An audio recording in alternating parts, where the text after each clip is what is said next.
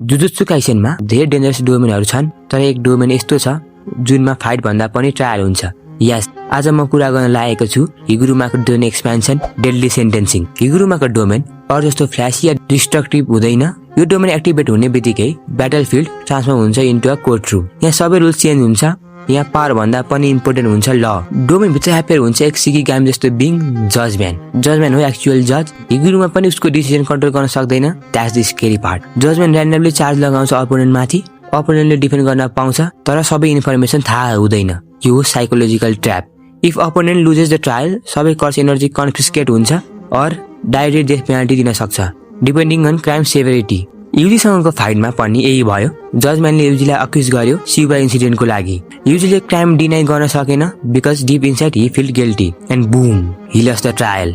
कन्फिस्केसन भएपछि अपोनेन्टको curse technique सिल हुन्छ।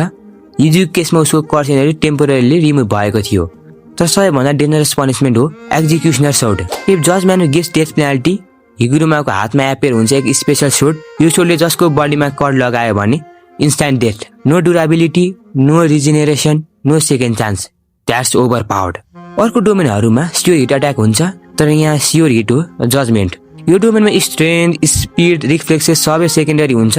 मेन फ्याक्टर हो ट्रुथ, गिल्ट एन्ड ल। द्याट्स वाइ हिगुरुमाको क्यारेक्टर एकदम डिप छ। He is not just a sorcerer, he is a broken lawyer who lost faith in justice. And उसको domain respect गर्छ उसको आइडियोलोजी। सो हिगुरुमाको डेडली सेन्टेन्सिङ एकदम unique domain हो। यो fight होइन, यो ट्रायल हो। यहाँ जिताउन मसलले होइन जजमेन्टले हो। यदि भिडियो मन परेमा लाइक र सब्स्क्राइब गर्न नबिर्स्यौ।